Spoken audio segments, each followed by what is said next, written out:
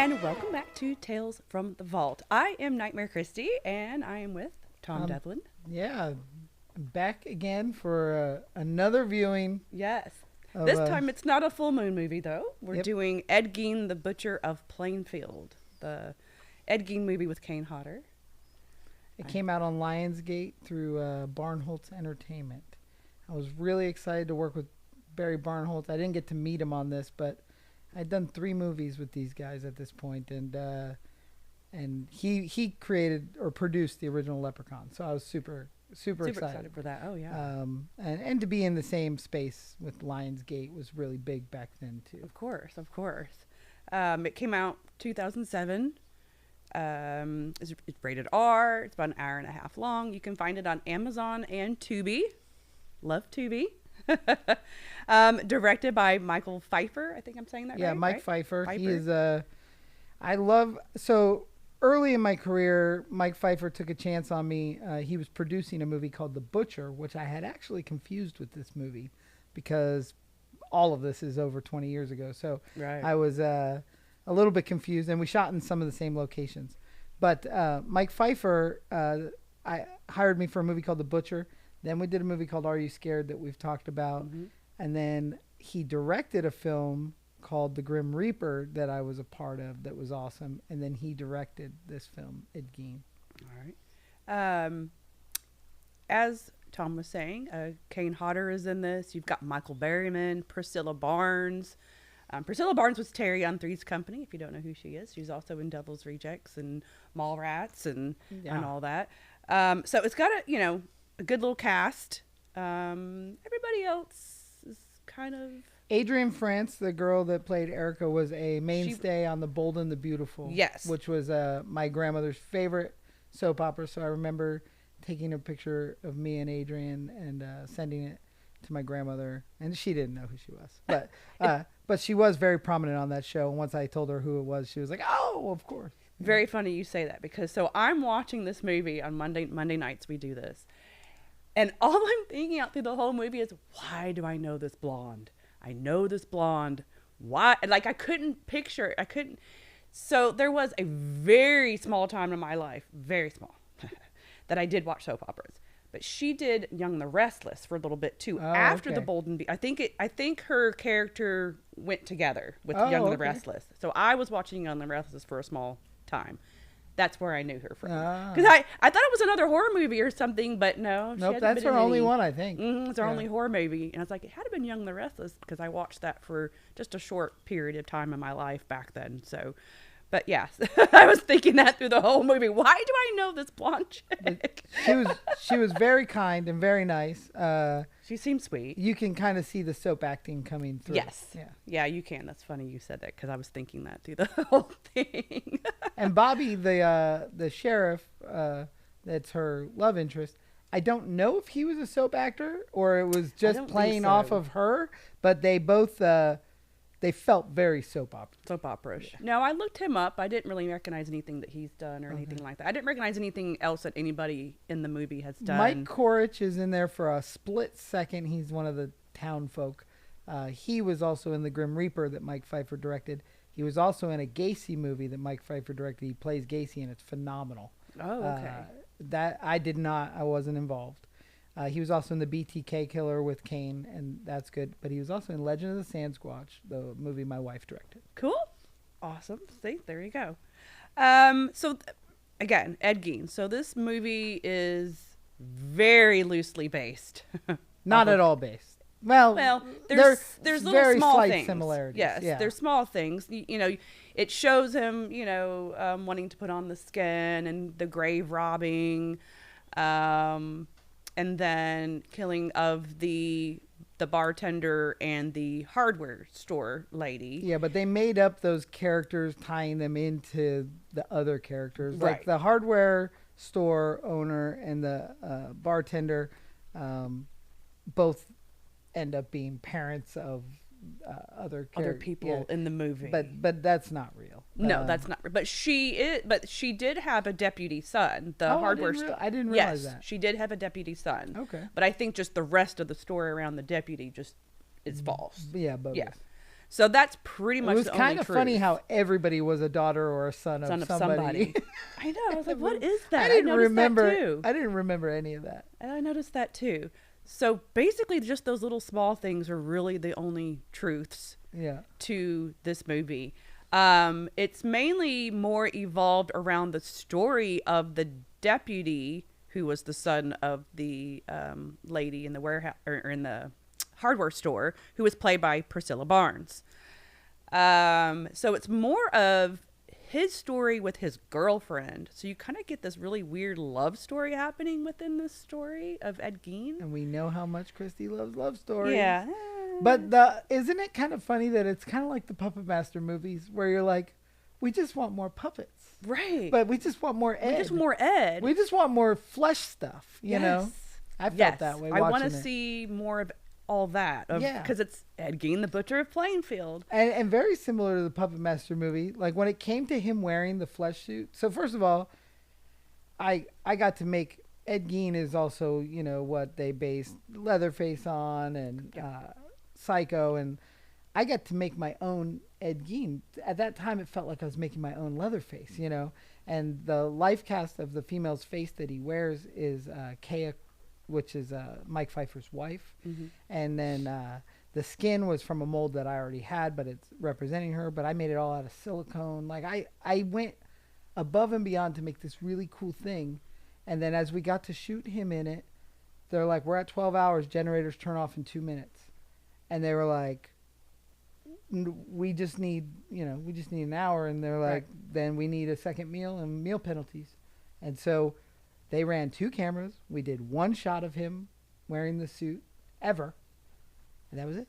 And it was like, we lost Kane Hodder dressed in a flesh suit. We get 1 shot of him looking in a mirror. Yeah, it's not very long. That was it. No dancing. None of the other stuff. There was other things. We didn't get any of it. The generators are turning off. We're done. And listen, we make very low budget movies, and Mike Pfeiffer is a genius when it comes to shooting low budget, and he has to keep his crew happy. And we're done at 12 hours, so we were done. And then they did the next day string the suit up, and we shot just an image of it. But it's not enough. It was not enough. It was not enough. And I felt just like the Puppet Master movies, like, really? No, the horror fans want to see the flesh suit. Right, because that's what Ed Gein's all about. The flesh, the grave robbing, you know, all that weird, crazy stuff he was into. But we didn't get to see a whole lot of Ed Gein in this. A little bit, but not as much as you would want. When you did see him, he wasn't being mischievous. He was just walking around town doing chores. Right. You know. Right. But the thing is what I did, you know, a lot of people bash on the Kane Hodder casting. I'm excited to hear your opinion on it. At the time, I really did.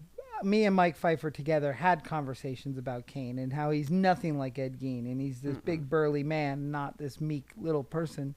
Actually, Michael Berryman would have done a better job physically looking like Ed Gein and maybe acting wise.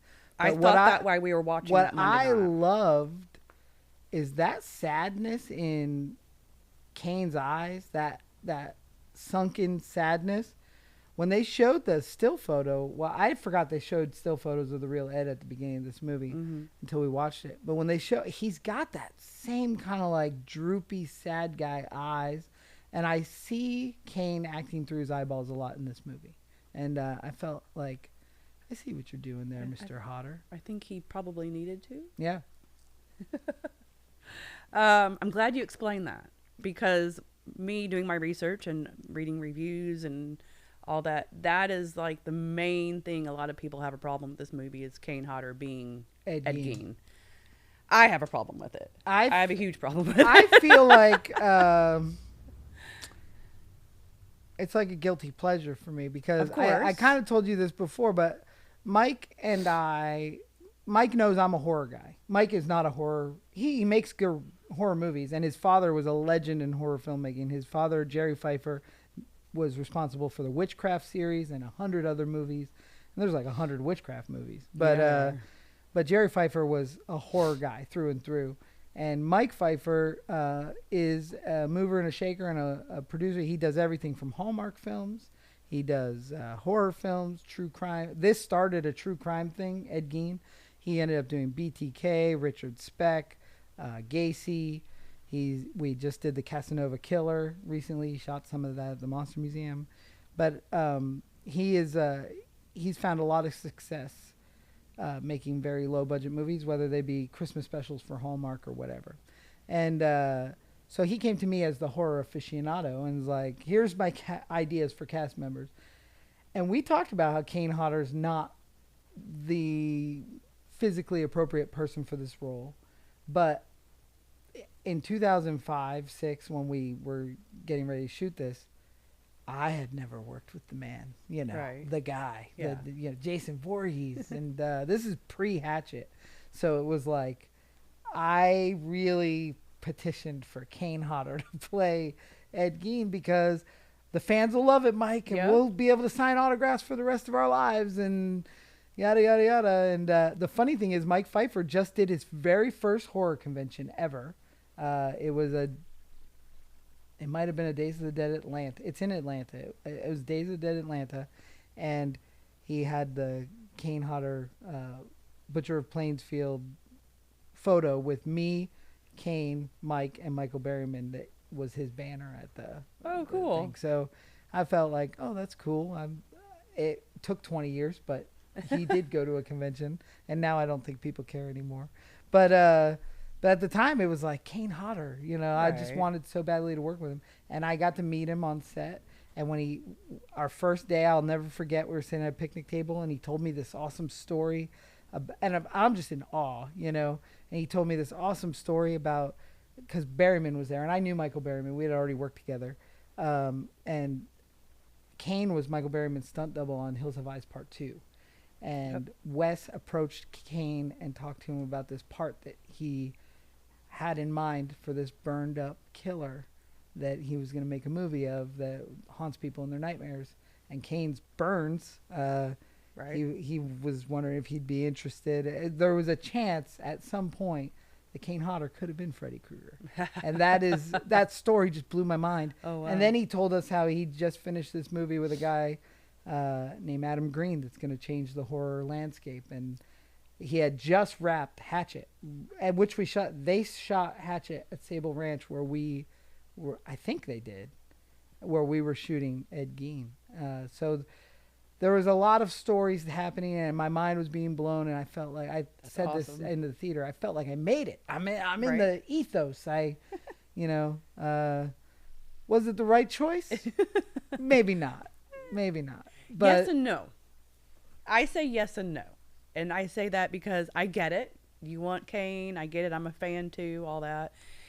And using Kane obviously is going to be great marketing for this movie for people to watch it. Especially at that time. This is like less than a year removed from him losing the part on Freddy versus Jason. Of course, yes. So he was very in the horrors.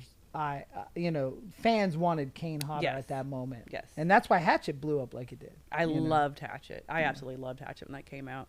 But I do remember going to Movie Gallery. That's where I went to rent movies at this time period. And seeing it and like, oh man, I got to see this, because it's Kane and it's Ed Gein and And I'm sure that's what every horror fan did. Everybody did. And then we all watched it. And then it was like, oh, because, yeah, he's not a good Ed Gein. And that's not his fault. I'll blame it on the casting. Yeah, maybe. But I get why you wanted him too. Yeah. I get it. I did want him. And, I didn't have the final say, but those Right. names were put in front of Mike. Well, what were the I names? gave my input. I think Michael Berryman might have been one of them. I think it was Kane Hodder, Michael Berryman, and maybe Jeffrey Combs. I would have liked Jeffrey Combs out of the three. And there was something. It was something like that, but it was like 3 horror mainstays, because that's what Barnholtz would give Mike. Like, these are some casting ideas. Right. Mike asked my opinion, not that I made up his mind. I don't even know if he would remember it the same way as I am. Like I said, this was over 20 years ago, and I kind of mixed this movie up with another one. So while we were watching it, I was like, Michael Berryman's only in the beginning of this movie. That's weird. And Yeah. I thought he was through the whole thing. Yeah. And then also, there's a lot of time when they're driving and talking. Yeah. But like when it first came out on Blockbuster and it was like a hit rental for 3 months, it was like at the top of the charts.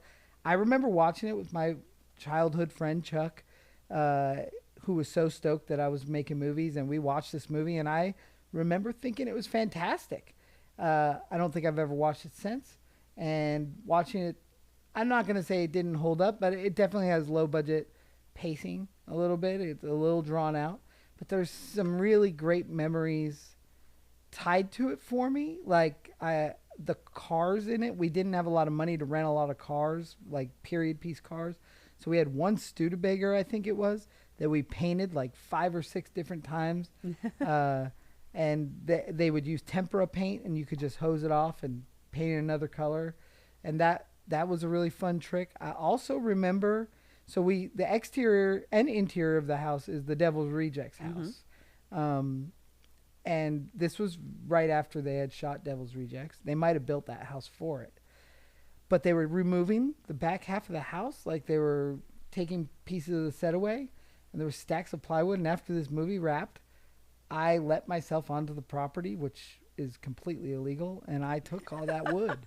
And I made a alley that's in our movie Legend of the Sasquatch out of that wood, so I could say the Devil's Rejects is in our movie. That's such a fun story. It is, and a criminal one. Like, I totally let myself onto somebody's ranch that I didn't own. And I had my friend Tyler with me, who's a huge horror fan, and he was like scared. And I was like, listen, if anybody says anything, we're just art department picking up our wood. There you go. And I stole that wood for no reason other than to put the Devil's Rejects in my movie because I was such a squid. And I don't know, I have a really great picture of myself on this film that I kind of remember the whole movie by this photo of me and Michael and Kane and Mike Pfeiffer. And it's just like, I don't know. It was such great times. I really felt like I made it. But watching it today, I was like, a little slow. Kane is miscast. But to me, there's already an Ed Gein movie. The Ed Gein movie with Steve Railsback is phenomenal. Right. Steve plays the part to the hilt. I don't know how they would make it any different. The story of Ed Gein is less than a year long. So it's like, there's not a lot of storylines to go. But I feel like for the time, I don't know. It's a direct-to-video horror movie. Right. But for the movie, though, I wish there, and everybody else was saying this, I wish there was more Ed Gein in it, though. Yeah, of course. Even though it was not good casting, because he's nothing like Ed Gein. But, like, in this, my problem is, and that's everybody's problem, But did you feel like Charlie Hunnam was anything like Ed Gein? I think that was the worst casting of all time. I think he's too young, too cute, too weird. The way he talked was so bizarre. I think it was better than Kane. Oh, I don't. But it was still kind of cringy. Oh, it was the worst. I couldn't make it through the cringy. second episode. I was like, I can't handle this anymore. And there's a lot of... Because there's real footage of real Ed Gein. Right. And he's not that, you know. There was a lot of non-fiction, fiction in that series as well, too. And it wasn't all true either. There was some stuff that was sensationalized in that and everything, too. It was bizarre. It was bizarre. I don't know. Besides the one you were talking about from a long time ago, I just don't think there have been really any good Ed Gein movies. And I do think that if anybody hasn't seen the Steve Railsback Ed Gein, which I think Barnholtz might have made as well, because he did make the Gacy one with the guy that plays Francis from Leprechaun. Yes, I have seen that. Yes. So I think that's probably why we went down that road again. But the Steve Railsback one, it's like, that's real Ed Gein to me. Right. And then they had a picture of it like him. on this movie. Yeah, on this movie on the Amazon, we rented it so we didn't have to watch commercials. And the backsplash of hit play or whatever, it was the Steve Railsback one. Yeah, it was the wrong movie. So funny. That's so silly. But so you said that you were working, or you thought this was a movie called The Butcher. So yeah, I made another movie called. I had like a year of The Butcher. So I did The Butcher, Butcher House, Ed Gein, The Butcher of Plainfield, like a lot of Butcher movies at the same time. And with the same crew, we made the movie The Butcher. It has nothing to do with anything in this movie except shared locations. So I kind of mistaken what happened and who was in it. Well, so when you were telling that story, I was thinking, well, maybe this would have just been a better movie if we didn't call it Ed Gein and we did just call it The Butcher. Or if we just called it like Hillbilly Horror. Or that. Or Yeah, something. I feel like if we just called it something else instead of it being Ed Gein, then there's no expectation. It's a good movie. Yeah. Right. And I like what Kane did. Yeah. Because in this, he's, we all know he's big and burly, and Ed's not like that. And he's also aggressive. A little too intelligent. He's too aggressive. And intelligent. Like he said a word at one point. I was like, Ed Gein never would have said that. No. But, you're right. If it was called something else, maybe it would have worked. Because he was chasing people and being aggressive, and Ed wasn't necessarily tying that people aggressive like that. Tying his friend up to the back of a truck. Yeah, yeah. Yeah. That's not something that Ed Gein would have done. Ed Gein wasn't really a murderer, although he did get convicted of 2 murders. More than likely, they were kind of portrayed in this movie like accidents because of his psychosis, but he's a gentle guy. Yeah. He was a grave robber that made weird stuff out of people's skin, probably because he was in some kind of psychosis. Right. That's basically what it is. And he's not even considered a serial killer. Right. But people say that, but he's not. Yeah. Like Charles Manson, he's not a serial killer. Yeah. He's a cult leader. Yeah. He had other people do his duties for him. So, yeah. So if we called it something else, then I probably would like the movie better, and maybe everybody would like the movie a little bit better than I'll tell you what, it looked Ed great. Gein. It looked great. The cinematography was beautiful, and we shot on this big F900 Sony camera that they made episode 1 on. I felt like this was so legit while I was there. I was like, this is a real movie. And you have every right to feel that way, and you have every right to feel everything. I should have brought it. I always want to bring stuff and I forget until I'm here. But I have this photo of Kane holding me up by my throat when I was like 14, and then on this movie we retook the same picture in the makeup trailer, and but now that's like 25 years ago. So right. I think I have another one too. Like I'm sure by now you should have another photo. What I can say, two of the greatest things that happened from this movie. Number 1, my relationship with Kane Hodder, working and friend-wise, started on this film. And it has, we have done really cool stuff ever since over the last 20 whatever years. Yes, you have. And then also my relationship with Mike Feifer, which started before this movie, but he really is a mentor in my low-budget path. Like a lot of the stuff that I do to create my little movies, I have adapted from Mike Feifer, Charles Band. Those 2 people were more important than they'll ever know. That's awesome. I love that. Like I said, I think if they named it something different, it'd be better. But yeah, you don't see Ed enough though. Even so, that he's not being portrayed how Ed really is. You really just don't see enough scenes with him. It's more of the love story with the deputy and his little girlfriend, and a lot of people complained about that. A lot of people complained that it was a little too long because you said that it dragged out. Yeah, it really it felt did a little drag bit out too slow. in some spots. It probably could have been less, like 10, 15 minutes less than what it was. Like they sat outside his house screaming for him for a while. Yeah. Like if we could have just cut that in half, maybe we would have got more flesh suit on the inside. We didn't need the love scenes in the car and all. Yeah. And then with they were just kissing every minute they got a chance to kiss. And then a lot of people were complaining about that this movie. I mean, we wanted more, even though we didn't like Kane being Ed, we still wanted more Ed though anyway. Yeah. And we wanted more of everything that like you did. We wanted more seeing all the flesh and the, all the furniture he made out of flesh, everything that he did. You didn't see all that enough. There's a couple things that were neat with the makeup effects that I will just talk about because people would never know. But in the opening scene, when the girl gets hung on the hooks, that was something that we weren't prepared for. It wasn't in the script. So Mike Feifer comes to me and he says, hey, if I wanted to hang her up from hooks, could we do that? And I said, yep. I always say, yep. Yeah, we could do that. And then he walked away, and I sculpted. I just had clay with me because I don't know why. It was just in my truck. I sculpted these stretched wounds with the little loops, and I made a mold, and I poured them up. And before he got back in an hour's time, I had 2 prosthetics ready to go. Like, that cool. is unheard of. Nobody, I mean, no, I don't know why I had the mold making materials with me, but I was that like ready to make something happen. Right. Mostly because I just didn't want to fail in front of anybody. So I brought everything in the kitchen sink. And so then we apply them to her. The hooks that she's hanging from are from another movie called Butcher House, because it was the year of butchers. And I just had all that stuff. I brought all the stuff in the shed is mine. Like all the body parts and wounds, all from other movies. And there was nipple belts that I made that I didn't see in this movie. I didn't see that either. They're beautiful. They look just like crime photos from the real Ed Gein. And maybe it was too graphic for them to put in the movie. But he's graphic. He's graphic.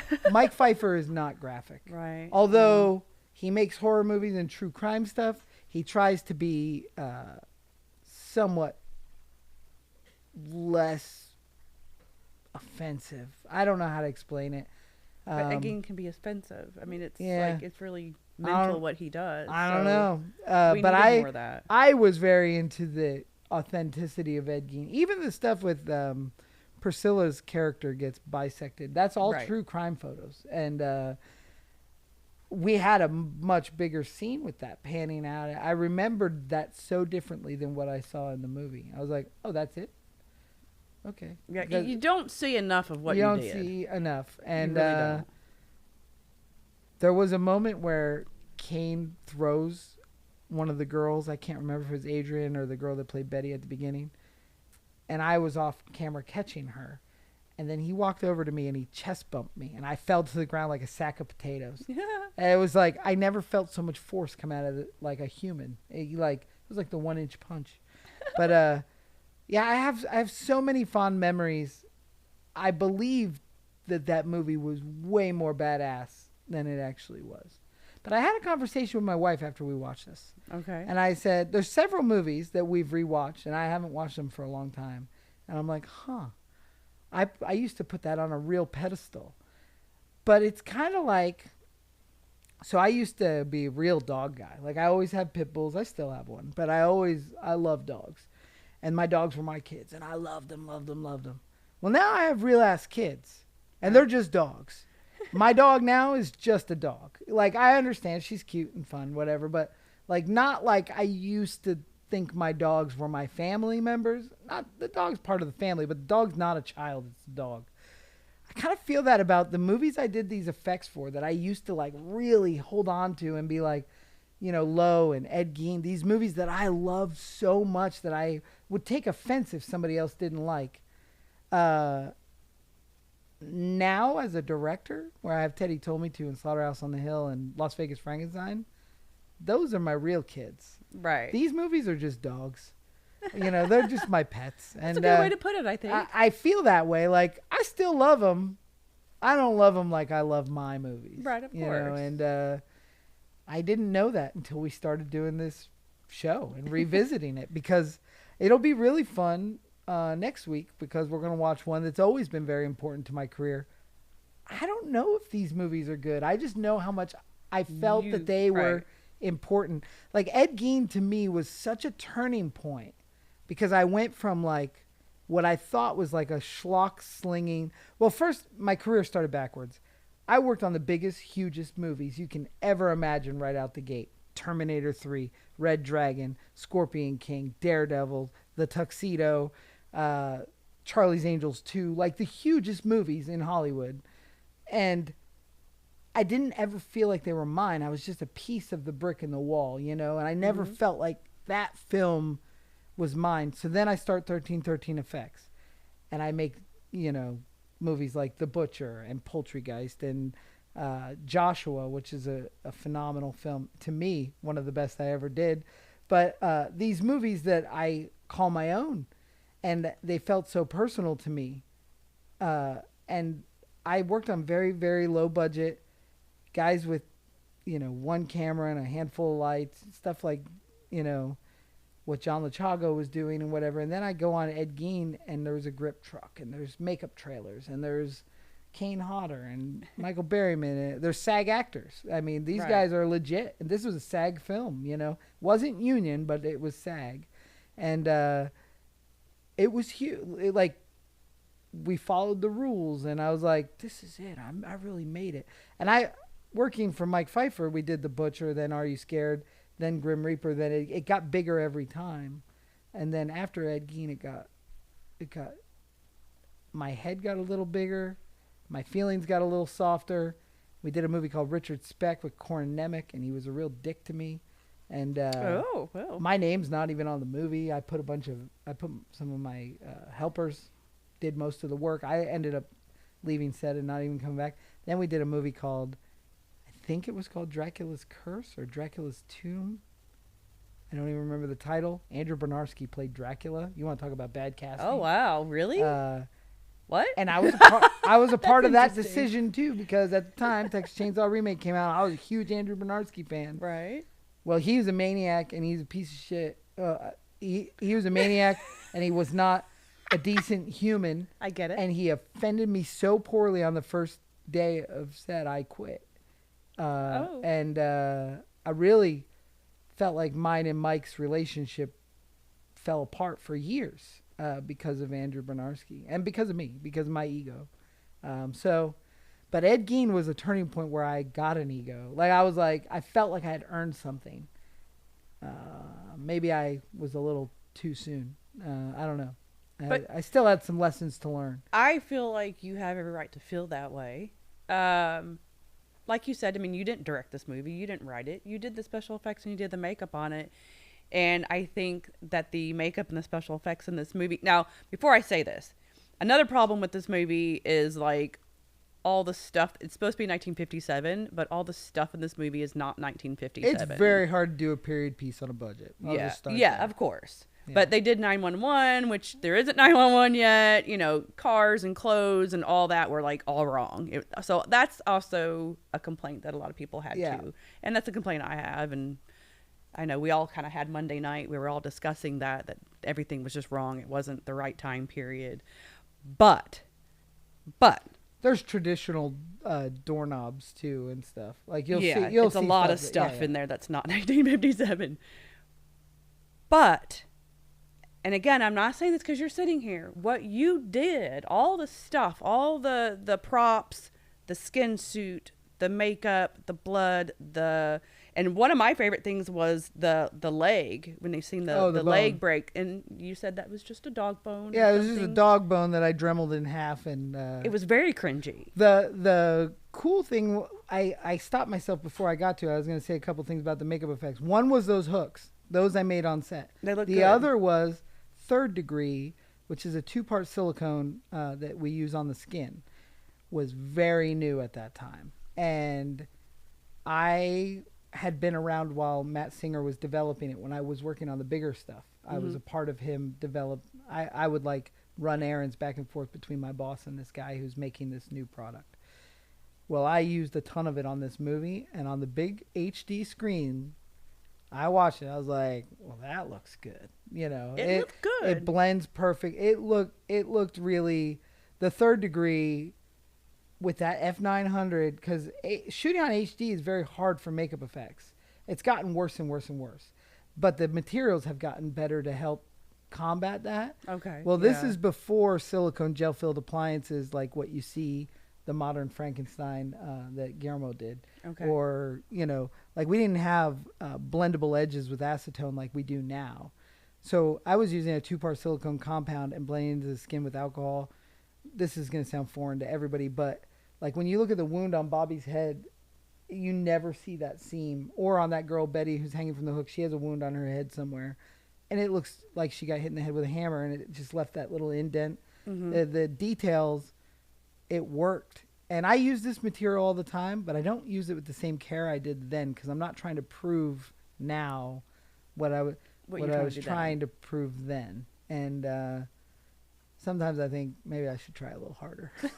I think you did fantastic. That's what On I'm trying this, to get because I at. really was trying. I wanted to be an effect. I want to be the effects guy. And I wanted you Kane were. Hodder to remember this guy's good at what he does. Right. And he did. And we, like And I you've said, been friends ever since. We've Yeah. worked together ever since. Yeah. You know. I think what you did was excellent on this movie. Everything was, to me, and I'm going to say this, was Texas Chainsaw worthy. Good. Everything was Texas Chainsaw worthy, in my opinion. Everything that, like, I was like, okay, I would have liked to seen this in a Texas Chainsaw movie. The skin, everything that was in there.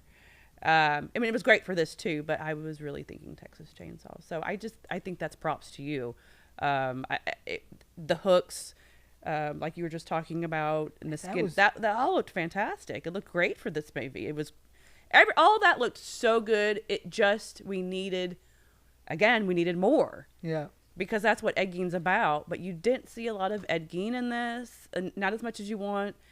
It wasn't just his story, and you didn't see all of the, the flesh furniture, and like Tom said, you only seen just a snippet of him wearing the skin suit, and you needed more of that because this is Ed Gein, and that's a huge problem, I think, for this movie.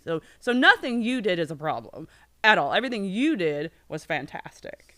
It was great. And I really, at this point, seeing you do all of that and all the little set props and all that, of all the skin stuff and body parts and all that shit, like, I think I would really love to see you do a Texas Chainsaw Massacre movie. Like, for real, like, big time.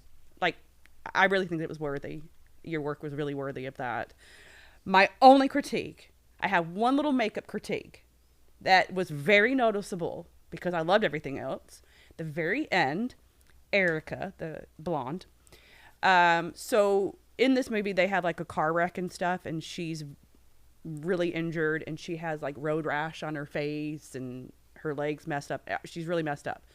At the end of the movie, she's sitting up. She's sitting in the grass, and they show her, and the makeup in that one scene was not good. It wasn't like the rest of the movie. Yeah. It was her appliance on her face. It just looked like it was just smacked there for that scene. It may have been. When earlier, it didn't look that way. It looked great, like it's supposed to. I mean, honestly, I don't remember the time because this, like I said, this movie's a little foggy to me thinking back about it. We were always fighting the sun coming up. And so as soon, like, it didn't seem like it because there's so much day shots. But once we went night shots, we were fighting the sun coming up every time. And I feel like there could have been a chance where we wrapped her and then he was like, I need this other shot. Right. And we slapped it back on. That's kind of seemed what it seemed like. 'Cause it was very noticeable to me. I was like, oh, well, wait a minute. That doesn't look good. It doesn't look as good as it did earlier. It was real black, too. It just, I don't know. It also could have been myself and a guy named Dennis Ramirez. He was one of my students, and he came on as an intern. He's very successful hairstylist now in Hollywood, like big, huge time. But he and I did the effects on this movie for the most part. Natalie Tim, who's a beauty artist, would help in cases she would do like blood continuity because she's always on set looking behind the camera, kind of like I was saying. Right. I'm not blaming either. I mean, it could have been me that slapped that on. It could have been Mike said, I need this now, where like I'm a yes man. It's your movie. We're going to do this. Right. If we didn't have time to do last looks, I could understand it. But I can hear him right now. It's going to be in the shadow. It doesn't matter, you know. but when it doesn't look good, he'll be the first one to be like, well, what are you listening to me for? You know. And it's like, okay, well, what do I do? But early on, the worst was, and I love Mike. Like, this guy, he did more for my career than he'll know, you know. But early in my career, he had another effects artist that had worked for him on a movie he directed called Drive-In. That's really good. I know Drive-In. Yeah. That's a good one. So that's Mike's first movie he ever directed. That's also on Tubi. No, I don't think he directed. I think he just produced it. But the effects artist from that, he would hold him over my head all the time. Oh. He'd be like, well, so and so, I can't remember the guy's name, John, Jeff, something. Well, so and so would do it like this. Well, so and so would go like that. So and so would grab it from the craft service table. So and so, blah blah blah. Well, one day, I don't know if it was this movie or one of the other ones, he brought him. Oh. And like wanted him to like show me a thing or two. Well, I was so early in my career, I should have embraced this. Did it irritate you? Oh God, I would have been irritated. territorial like a freaking. I was like, Yeah. I didn't want anything to do with that. Yeah.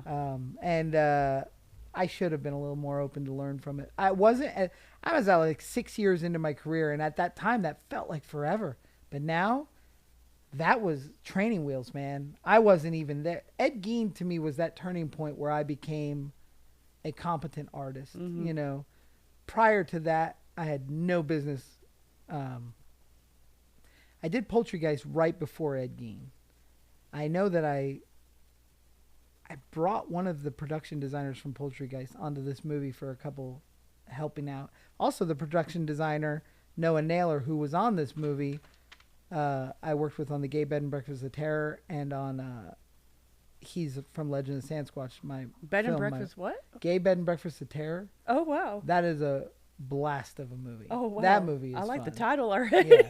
It sounds interesting. That's a fun. We should do that on this. That's okay. That is a good movie. That was a crazy experience. Okay. But anyway, I felt like I got a little too big for my britches maybe right after this movie, but I got humbled over and over in my career. I am the first to admit it. Like I would get to that point like on Chain Letter where I thought it was there and then it was gone. Chain Letter was far after this movie. Yeah, that was but, a few years later. But at the same time, I had a similar effect, like that roller coaster of like, I made it, not quite. No, I made it. No, you know. But I get it. I mean, hell, you were on set with Kane Hodder and Michael and and Priscilla who played in Three's Company. I always like what she does. I always like seeing her. Terry was actually one of my favorite. She Three's was Company. a Looney Tune. But you have a story about Priscilla Barnes. I mean, she was just a Looney Tune. That's all I can. I wouldn't say she was a bitch or a brat. She was just goofy and nuts. I hadn't experienced that a lot, that loofiness. I see it in a lot of. We have a lot of horror celebrities around us that I see it. One that I was talking about earlier today. Yes. I just hadn't experienced that a lot. And she seemed to irritate a lot of people on set. But I'll tell you what, the one you had said, what if we called it something different than Ed Gein? Maybe people would like it more. Right. The only thing is, I love every time Priscilla goes, Eddie, Ed, Mr. Gein. Right. I love the way she said it. And this was right after Devil's Rejects. And I went out, because of being friends with Michael Berryman, he invited me to set on Devil's Rejects for the day that they were doing the chicken fucking scene with Ken Foree and Michael Berryman. And so I went out on, and that was shot on this property that we were at. That's why I felt like I had made it. I mean, I was there a month prior with Rob Zombie and film cameras and like, that's awesome. So cool. And now I'm back making my own, cannibal movie. And it was not, maybe it was a video shelf film at best, but at the time, I really did. I mean, it was in Fangoria. It was all over the place. It was everywhere. It was everywhere. My other thing with the props and clothes and all that not being of the time period, the other problem was also Priscilla Barnes.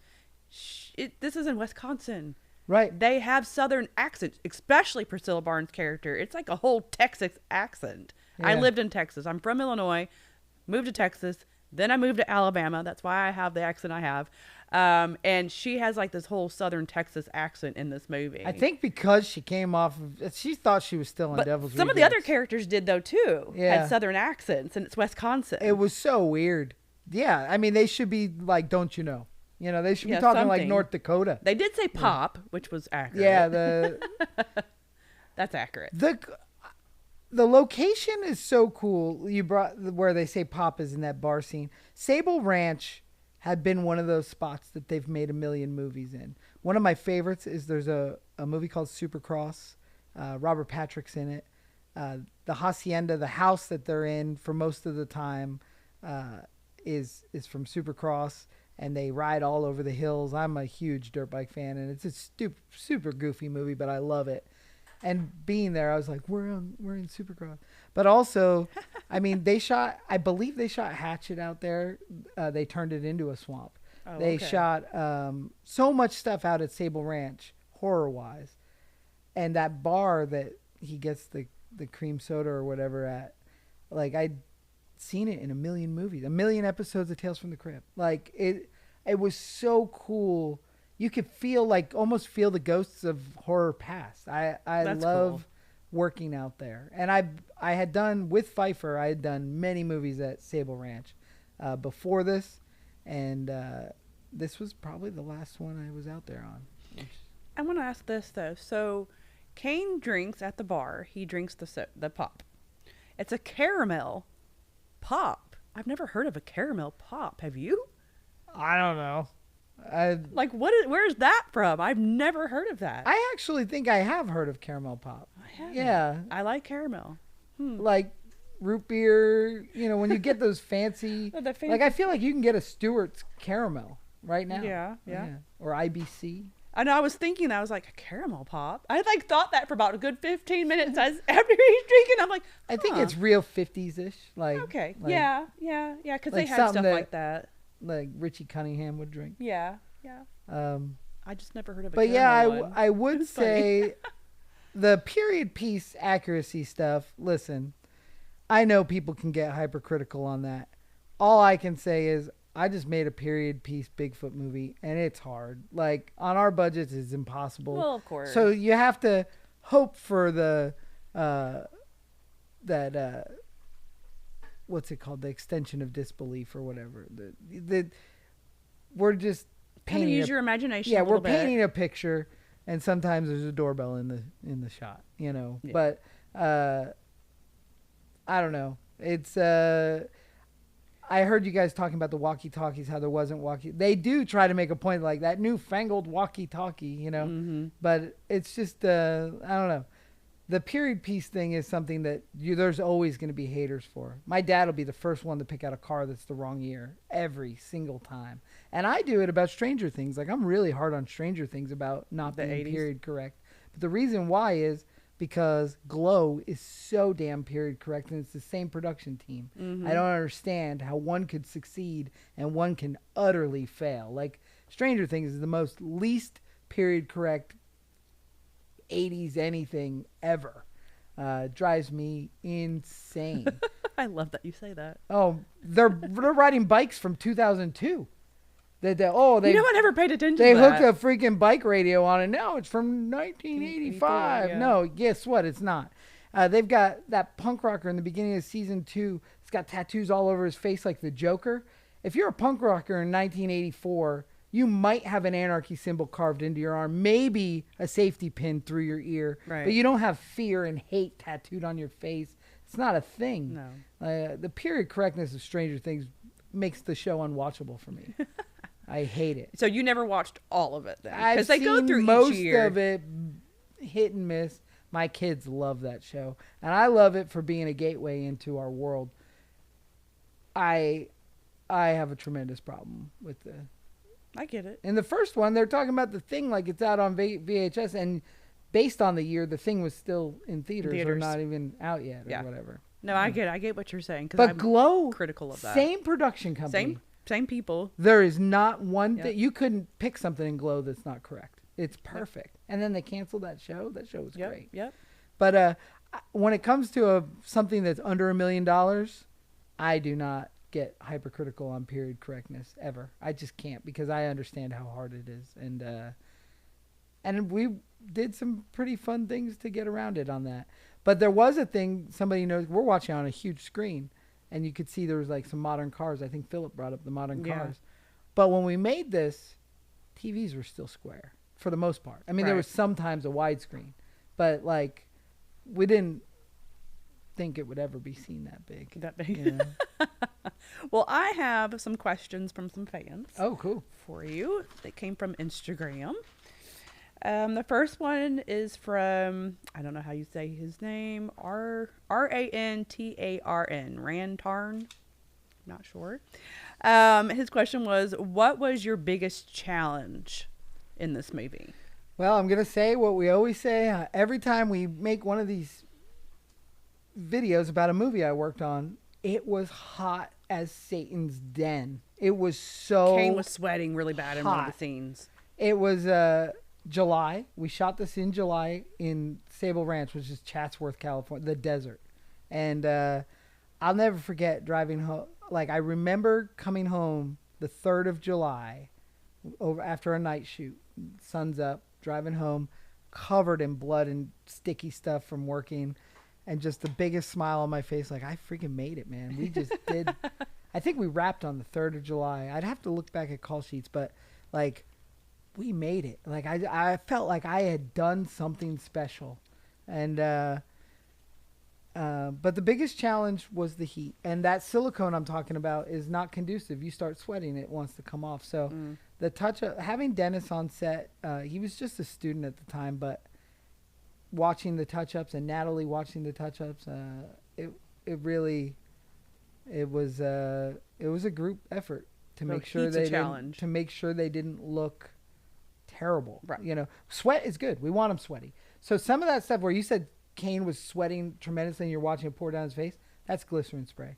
Oh, okay. We had to add sweat sometimes because to make it look like all the accidental sweat was on purpose. But I could see on the HD the fake sweat. It's too clear. It was weird because that scene was him and the woman, I think, in the bar. I think that's what it was. So it would go to his face, and then it would go to her face, and it kept going back and forth. But she wasn't sweaty at all. Oh, well, but he's profusely sweating. That's what I noticed. Yeah.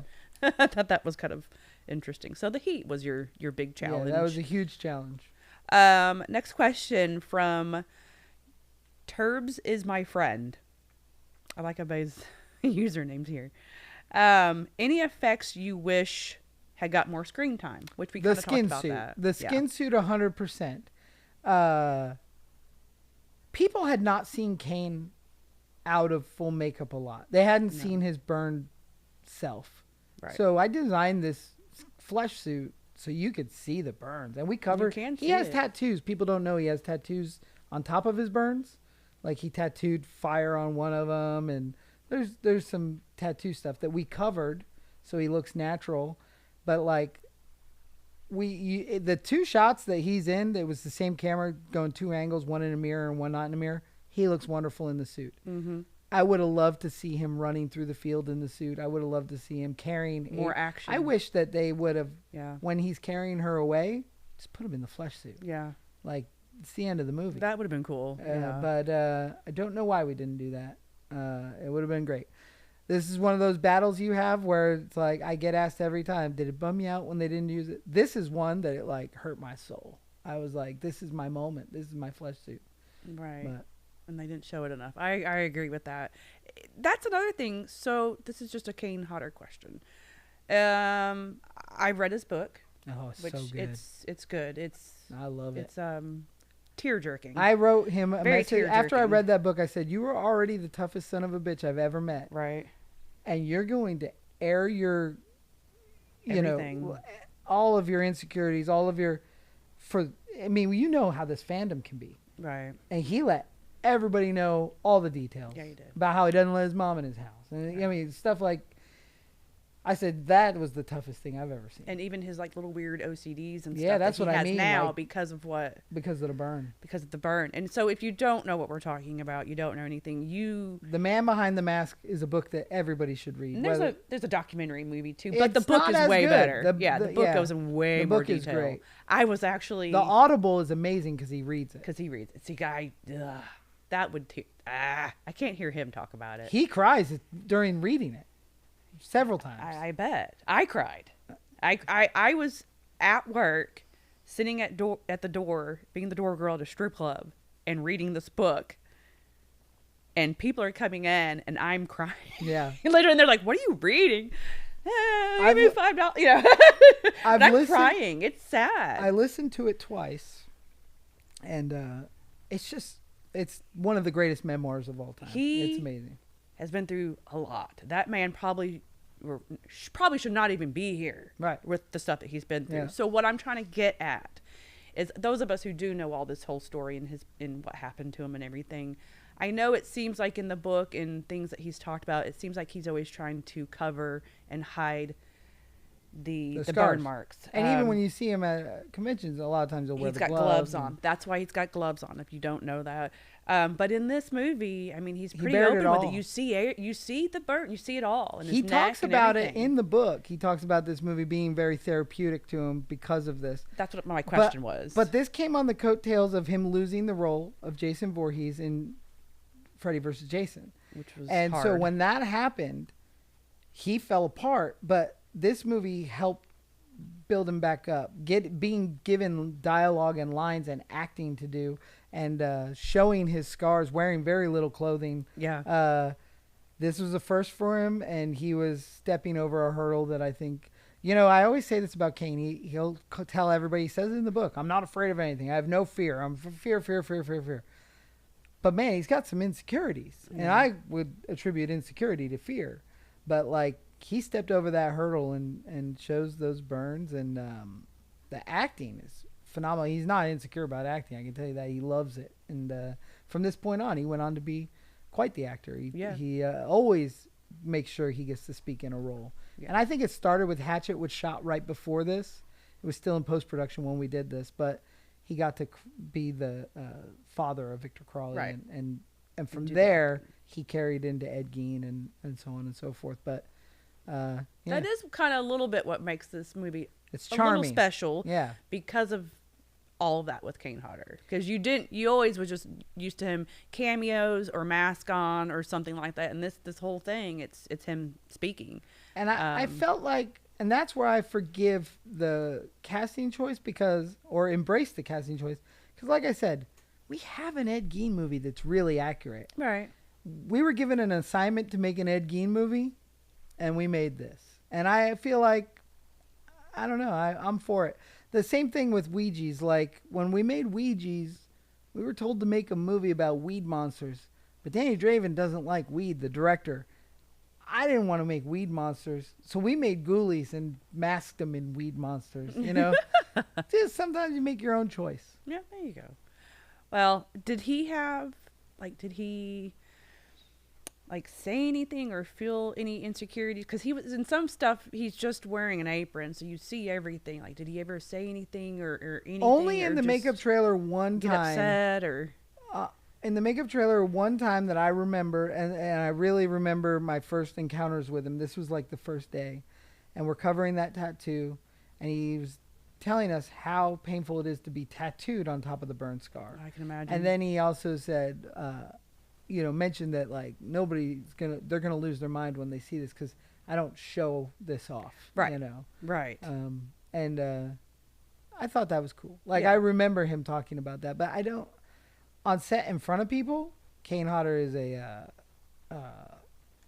he's a professional. He's got all the confidence in the world. He's not. Him and Mike had some deep talks, I know, because Mike was directing him like a real actor, and that really was important to Kane, and he wanted to know why he's this way or what's going on this way. I also know, and he talks about it in the book, Kane got this thing where he pees in people's trailer, and it was Bobby the sheriff. He peed in his trailer. Oh, did he? And I saw it happen.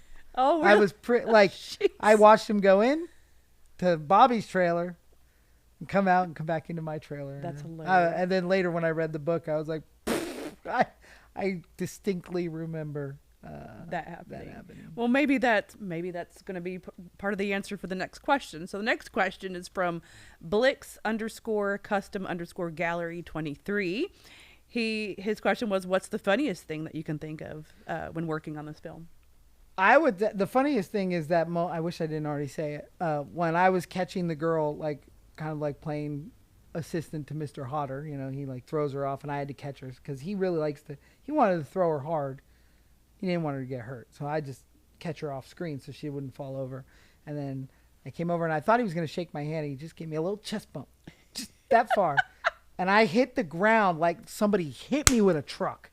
It was The delivery of force, I have no idea how it happened. And I just fell over like a wuss. That's funny. That was really funny. I got a chest bump from Kane Hodder. Jason Voorhees. I just fell over awesome. and I was like, oh God. I did on day one have him sign my Fangoria, my Jason Goes to Hell Fangoria. And he's like, this is the worst movie I was ever. Oh, did he say that? Yeah, he wasn't stoked of the makeup. It wasn't even about the movie. He wasn't calling Adam Marcus's movie bad. He said that was the most uncomfortable makeup that he ever wore. That K&B made. That's interesting. And I revisited that because I recreated that makeup for him, and he never wanted to do Jason Goes to Hell as a costume photo op. And I said, come on, I love that makeup. And and that's why I had him sign that Fangoria. I love that makeup, even though it's very little in the movie. The meatball head thing, I love it. And you see that in Teddy, like the engulfing. Like I really love that makeup. So finally, for Famous Monsters of Filmland convention in Philadelphia, I said, let's do Jason Goes to Hell. It's never been done. You need something that's never been done. And he was like, oh, it's the most uncomfortable. I never want to do it. I said, I'll make it the most comfortable costume you've ever worn. And it is. There was no reason they had a full bodysuit under his thing. Like, there was no reason for it. I made it very pulloverable. The mask, you can see it. Everything's breathable. So did he like it? He loved it. Okay, good. And I have we did it again at Texas Frightmare. And I have one of my favorite photos of all time. And actually, Adam Marcus posted it today because it's it's Kane Hodder's birthday today. Yes, it is. It's Kane Hodder's birthday. Wednesday while we're shooting this. Adam Marcus, I have a picture of Adam and Kane, and Adam's looks like he's like sad and happy, and like it was a reunion with his character. Like he hadn't seen Kane in that makeup since the 90s. And it's a beautiful photo, and Adam posted it today, but that's the costume photo op I made of Kane, and Kane loved it. And he only did it the 2 times. We did it at Mad Monster in Philadelphia and Texas Frightmare, and then it lives in Tom Devlin's Monster Museum. And then you did X too for him. I did X before that, actually. But, that was before that. Yeah, okay. And I've done part 8. I've done every Jason he's played. Yeah. I've done part 8. I've done part 7. I did part 7 with John Buechler's molds, and then I also did pre-Uber Jason. Do you have John Buechler's molds? No, Justin Mabry does. Oh, Justin does. So we collaborated to create the most accurate part 7 that could be done, and that all of these costumes that I've made for Kane live in my Monster Museum. That's one of my favorite looks. Yeah, is this part 7 Jason. That's really cool looking. Well, that's really all all the questions and all I really have to say about this how many movie. skin suits do you give it? That's good. I like that. Skin suits. I was wondering what I was going to... Yeah. This is not one of my favorites, and it has a lot of things that I was talking about that are just not right. So I'm going with a 4 out of 10 skin suits. And it's nothing you did. I give, at all. I give the experience an 11.5 out of 10. Of course you do. The experience I don't blame is you. untouchable for me. Watching the movie again, I give it like a 6. Okay. I do have one more question, though. Did you ever get a picture with all 3 of them together? Michael, Priscilla, and Kane? I don't have one picture of Priscilla. Oh, okay. Because she was a Looney Tune. Okay, so I there's felt no like pictures. I don't think she would have took a picture with me. Oh, okay. I don't have an you. autograph from her. Nothing. Okay. But I did have Michael on this. I had Michael Berryman sign a Hills Have Eyes poster to me, which I still have in the museum, and Kane signed the Jason Goes to Hell Fangoria, which is in the museum. I've never had a problem. Like, I will walk up today at 44 years old and been doing this for 25 years. If I go on set and there's a horror guy that I haven't worked with before, I bring something for him to sign, you know. Hell yeah. I like that. But I like those first ones. Now that it's been so long, like looking at the first Doug Tate autograph I have and the first Kane and the first, you know, from these guys I've worked with is pretty awesome. I posted a bunch of my photos with Kane that I've had over the years today on my social medias. There's the very first time I met Kane was 2018 at Texas Frightmare. And my photo, everybody gives me crap about my photo with him. Because, like, I just wasn't thinking, and I sit down next to him. Like, we were sitting to take the photo. And I have my hand right on his thigh. Like, I just sat down and was like, yeah. And It's pretty close. It's posted. You'll see it. But a lot of people have given me crap over that over the years when I post that picture. And so when he came and did the signing for my store and all that, we discussed that photo. He had no problems with that. Of course. But, you know, everybody's like, Kristy, you're a little close there. I'm like, I'm just used to doing that with Philip or whoever, you know. Yeah. And I'm just sit down and I just do that. And, yeah, so you can see that in the photo. My first photo with him was in 1997 Chiller Theater, I think. I was 16 years old. And I think that's the picture where he's holding my neck. That's awesome. And he wrote, I talked about this in one of my YouTube videos, not in one of these shows. But the first autograph I ever got was from Gunnar Hansen. The second autograph I ever got in my whole life was that day I got from Kane Hodder on a Jason Takes New York poster. And he wrote, Tom, see you in hell. And I was a kid in Pennsylvania. Like, I didn't know I would ever see Kane Hodder again until later.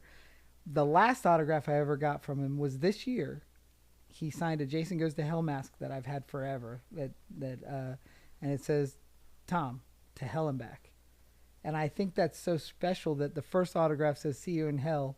And the last one says, to hell and back. Which means, like... That's interesting. Like, or actually it says, to Tom, we've been to hell and back? Maybe it says, we've been to hell and back. And it's just so... It's like, we did it. That's our timeline. Yeah. If I were to never work with Kane again or hang out with him again, we've had our timeline. But if I do, of course, he's the greatest.